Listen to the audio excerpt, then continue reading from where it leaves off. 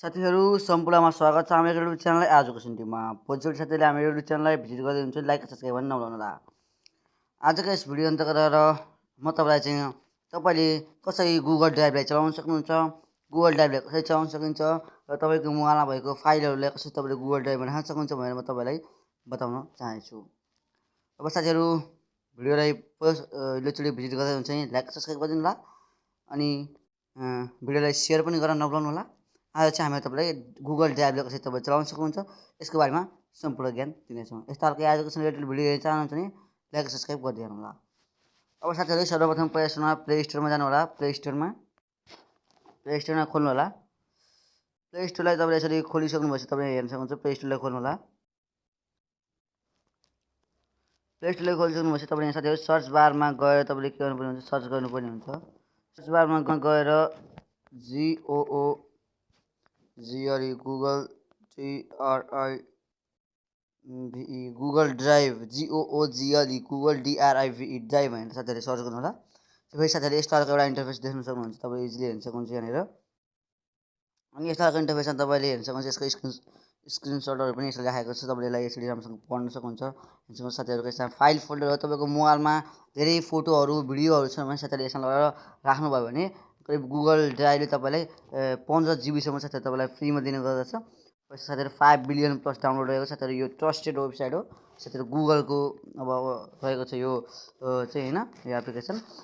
साथीहरू यसमा चाहिँ हामीले 15 GB फ्रीमा आफ्नो डाटाहरूलाई सजिलोसँग स्टोर गरिराख्न सक्छौँ। अब साथीहरूले पहिलोचोटि यसलाई चाहिँ गर्दै हुन्छ साथीहरूले यसलाई इन्स्टल गर्नु होला। मैले यसलाई इन्स्टल गरिसकेको छु। अब यसलाई साथीहरू म ओपन गर्छु। अब मैले यसलाई ओपन गरेँ। ओपन गरिसकेपछि तपाईँले एकछिन वेट गर्नु होला।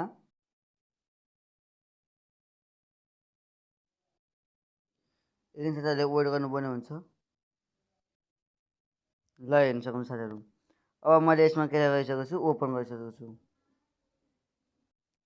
अब तपाईँले यहाँ इजिली हेर्न सक्नुहुन्छ होइन। हामीहरूले यसमा मैले डाउनलोड गरिराखेको फोटोहरूलाई हेर्न सक्नुहुन्छ। अब मानौँ कि अब मैले एउटा दुईवटा फोटो खिचेर राखेको छु, हेर्न सक्नुहुन्छ। अब साथीहरूलाई म तपाईँलाई देखाउन चाहन्छु तपाईँले यसमा कसरी आफ्नो फाइल फोल्डरहरूलाई कसरी यसमा एड गर्न सक्नुहुन्छ, हाल्न सक्नुहुन्छ। यसको लागि साथीहरूले उयो एउटा यहाँ साथीहरूले यहाँनिर हेर्न सक्नुहुन्छ। यो प्लस नामको एउटा तपाईँले आइकन देखिनु भएको छ होला। यो आइकनलाई साथीहरूले उयो प्लस नामको यो आइकन तपाईँले देखिरहनु भएको छ। यो आइकनलाई साथीहरूले त्यति टच गर्नु होला। टच गरिसकेपछि साथीहरूले यहाँ अपलोड भन्ने एउटा अप्सन देख्नुहुन्छ। साथीहरूले यसलाई टच गर्नु होला, अपलोड भन्ने अप्सनमा। अब यसपछि साथीहरूले आफ्नो मोबाइलमा रहेको फाइल फोल्डरहरू जतिवटा भिडियोहरू रहेको छ साथीहरू त्यो सबै साथीहरूले यहाँनिर इजिली यहाँनिरबाट तपाईँले देख्न सक्नुहुन्छ। त्यस्तै गरेर मोहित साथीहरू यहाँनिर जतिवटा फाइल फोल्डरहरू छन् म यसलाई तपाईँलाई देखाइदिन्छु र यसलाई म तपाईँलाई हालेर देखाउँदैछु है त। बसेर मैले साथीहरूले यसलाई सिलेक्ट गर्न चाहेँ। यहाँ अगाडि यसलाई टच गरेर सिलेक्ट अलमा क्लिक गर्नु होला। अनि त्यसपछि साथीहरूले यहाँ ओपन भन्ने अप्सनमा क्लिक गर्नु होला। ओपनमा क्लिक गर्नुभयो साथीहरूले एकछिन वेट गर्नुपर्ने हुन्छ। यस्तो खालको साथीहरूले यसो अप्सन देखाउने गर्दछ यसमा। यस्तो खालको यहाँ साथीहरू वेट गर्नु होला। अहिले वेट गरिसक्नु होइन, मैले वेट गरिसकेको छु। अब माथि साथीहरूले यस्तो खालको एउटा अप्सन देख्न सक्नुहुन्छ। जुन साथीहरू drive now drive is scanning your file and folders भन्छ। साथीहरूले ड्राइभले हाम्रो स्क्यानिङ गर्दछ हाम्रो फाइल र फोल्डरलाई। अब तपाईँले यहाँ हेर्न सक्नुहुन्छ साथीहरू। यता साथीहरूले यहाँ फाइल्स भन्ने अप्सनमा गएर एकचोटि चेक गर्नुभयो भने तपाईँले हाल्नुभएको फाइलहरू साथीहरू यहाँ अपलोड भइरहेको छ भनेर साथीहरूलाई देखाइरहेको छ। तपाईँहरूले सजिलोसँग यहाँनिर हेर्न सक्नुहुन्छ। अब अहिले भर्खर साथीहरू मैले हालेको फोटो हेर्न सक्नुहुन्छ साथीहरू। एउटा यहाँ अपलोड भएको छ, अन्य फोटोहरू पनि साथीहरूसँग अपलोड हुन्छ। साथीहरूले यसमा एकचोटि यसलाई अपलोड गरिसक्नुभएपछि तपाईँले नेट बिना पनि साथीहरूले चलाउन सक्नुहुन्छ। अनि साथीहरूले यहाँ स्टार भन्ने अप्सन हेर्न सक्नुहुन्छ। यसमा चाहिँ साथीहरूले तपाईँले स्टार गरिराखेका फाइलहरू तपाईँलाई यसमा देखाउने गर्दछन्। अनि सेयर भन्ने अप्सनमा साथीहरूले हेर्न सक्नुहुन्छ। सेयर गरेको तपाईँले हेर्न सक्नुहुन्छ यसमा होइन। अनि यो कुराहरू साथीहरूले यहाँ रहेको छ। अब साथीहरूले यहाँ होम भन्ने अप्सन जानु होला। यसको बारेमा साथीहरूले अझै कुरा बुझ्न चाहनुहुन्छ भने साथीहरूको यसको एउटा म मुख्य विशेषता साथीहरूलाई म भनिदिन चाहेँ। यसको मुख्य विशेषता चाहिँ के हो भन्दाखेरिमा मानौँ कि तपाईँको मोबाइल बिग्रियो गयो भने त तपाईँको अब जस्तै फोटोहरू सबै डिलिट हुन्छ हो। तर तपाईँहरूको यसो गुगल ड्राइभमा तपाईँले यसलाई राख्नुभएको छ, ब्याकअप राख्नुभएको छ भने तपाईँको इमेल आइडी तपाईँसँग पासवर्ड छ भने तपाईँ सजिलैसँग जुनसुकै मोबाइललाई पनि खोलेर तपाईँ चलाउन सक्नुहुन्छ। अब साथीहरूले यतापट्टि 3 डटमा यसरी यहाँ क्लिक गर्नु होला। क्लिक गरिसकेपछि साथीहरू हामीलाई यसले यहाँ भनिरहेको छ हाम्रो 3.07 GB चाहिँ युज भएको छ अरे 15 GB चाहिँ 15 GBमा साथीहरू हाम्रो 3.07 GB युज भएको छ। साथीहरूले 15 GB चाहिँ फ्रीमा यसबाट युज गर्न सक्नुहुन्छ। अन्य अन्य अप्सनहरू पनि रहेको छ। तपाईँ यस्तै यहाँ ट्रान्समा जानुभयो भने साथीहरूले डिड गर्नुभएको कुराहरू यसमा आउने गर्दछ।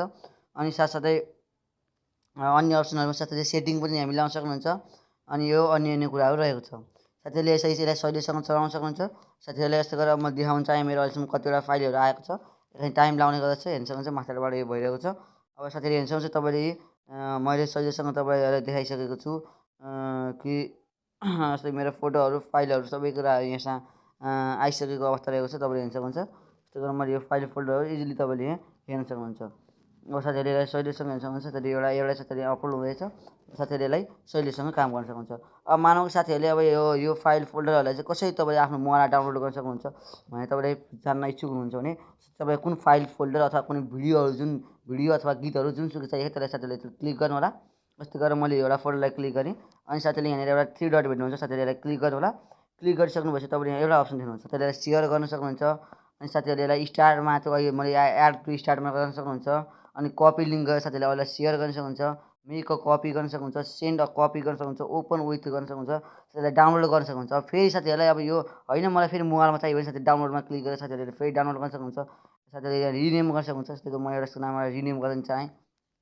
जस्तै गरेर म यसलाई यहाँ क्यान्सल गरेर सरी साथीहरू यहाँनिर गएर साथीहरूले म फेरि एकचोटि यसलाई रिनेम गरेर देखाउन चाहन्छु। यहाँनिर मैले यस्तै गरेर यसलाई